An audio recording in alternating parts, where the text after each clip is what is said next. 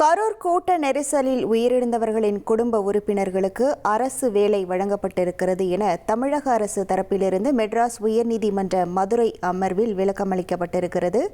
விவரங்களோடு இணைகிறார் நமது செய்தியாளர் மாரிச்சாமி. வணக்கம் மாரிச்சாமி, எந்த வழக்கின் அடிப்படையில் இந்த தகவலானது தெரிவிக்கப்பட்டிருக்கிறது? இரு தரப்பில் வாதங்கள் என்னென்ன முன்வைக்கப்பட்டன? விவரங்கள். கரூரில் கடந்த சட்டமன்ற தேர்தலுக்கு முன்பாக தமிழக வெற்றி கழகத்தின் பொதுக்கூட்டம் நடைபெற்றது. அந்த பொதுக்கூட்டத்தில் கூட்ட நெரிசலில் 41 பேர் பலியானார்கள். அந்த கூட்ட நெரிசலில் உயிரிழந்தவர்களின் குடும்ப உறுப்பினருக்கு அரசு வேலை வழங்கக்கூடாது, அந்த அரசு வேலை வழங்குவதற்கு எதிராக வழக்கு தொடரப்பட்டிருந்தது. அந்த வழக்கை தொடர்ந்திருந்தவர்கள் மனிதநேய ஜனநாயக கட்சியைச் சேர்ந்த மாநில துணை செயலாளர் சீனி அகமது மற்றும் நாம் தமிழர் கட்சியைச் சேர்ந்த வழக்கறிஞர் தீரன் திருமுருகன் ஆகியோர் வழக்கு தொடர்ந்திருந்தார்கள். அந்த வழக்கு விசாரணை இன்று உயர்நீதிமன்ற மதுரை அமர்வில் வந்த பொழுது கரூரில் நடந்த அந்த கூட்ட நெரிசலில் உயிரிழந்த குடும்ப உறுப்பினர்களுக்கு அரசு வேலை வழங்கக்கூடாது அப்படின்னு அவங்க தரப்புல மனுதாரர் தரப்புல சொல்லப்பட்டது வாதம்.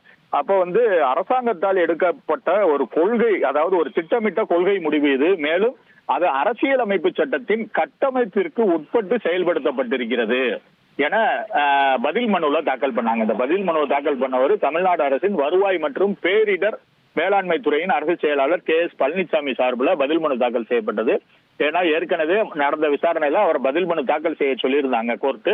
அந்த பதில் மனுல தான் இது கொள்கை முடிவு, அரசியலமைப்பு சட்டத்திற்கு கட்டுப்பட்டு தான் உட்பட்டு, அந்த கட்டமைப்பிற்கு உட்பட்டு அரசியலமைப்பு சட்டத்துல என்னென்ன சொல்லியிருக்காங்களோ அந்த விதிமுறைகளின் படிதான் இந்த முடிவு எடுக்கப்பட்டிருக்குன்னு சொன்னாங்க. அது போக மனுதாரர் தரப்பு வழக்கறிஞர் பேசும்போது என்ன சொல்றாரு, ஸ்டெர்லைட் துப்பாக்கி சூடு சம்பவத்துல உயிரிழந்தவர்களின் குடும்பத்தினருக்கும் மதுரை லீலாவதி கொலை வழக்கில் பாதிக்கப்பட்டவர்களின் குடும்பத்திற்கும் ஒருவருக்கு அரசு பணியெல்லாம் வழங்கப்பட்டிருக்கு அப்படின்னு பதில் மனுல தாக்கல் செய்யறாங்க. இதெல்லாம் ஏற்புடையதல்ல, இதுக்கும் சேர்ந்து சொல்றது ஏற்புடையதல்ல அப்படின்னு மனுதாரர் வழக்கறிஞர் சொன்னாங்க.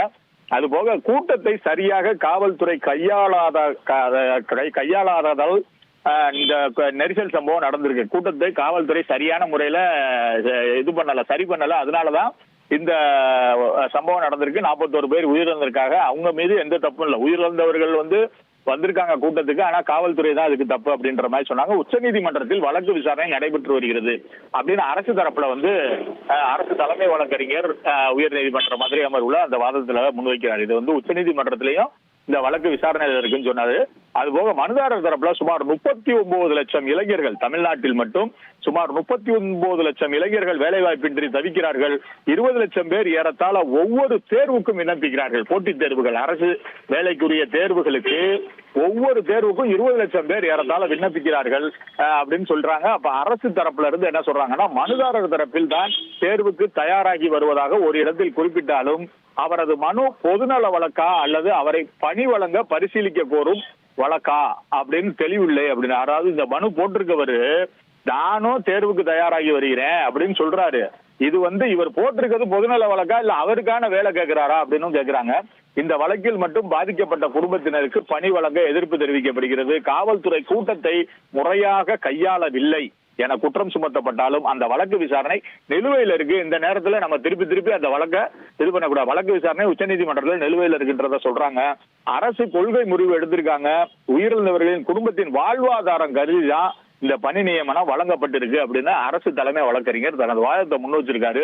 தொடர்ந்து வாதம் நடந்துகிட்டு இருக்கு. இதுல முக்கியமா என்னன்னா, கோர்ட் ஏற்கனவே விசாரணையில சொல்லியிருந்து அந்த பதில் மனுவை தாக்கல் பண்ணிருக்காங்க. அந்த பதில் மனுல இது திட்டமிட்ட கொள்கை முடிவு, அரசோட கொள்கை முடிவு, விதிமுறைகளுக்கு உட்பட்டு தான் வேலை கொடுத்திருக்கோம் அப்படின்றத தெளிவா சொல்றாங்க. வருவாய்த்துறையில இருந்து அந்த அரசு செயலாளர் அந்த பதில் மனுவை தாக்கல் செஞ்சிருக்காங்க. விவரங்களுக்கு நன்றி மாரிச்சாமி. இனி செல்லும் இடமெல்லாம் செய்தி. தந்தி டிவியின் வாட்ஸ்அப் சேனலை ஃபாலோ பண்ணினா செல்ல இருக்கும் இடமெல்லாம் செய்தி. இதோ QR கோட் இப்பவே ஸ்கேன் பண்ணுங்க, ஃபாலோ பண்ணுங்க.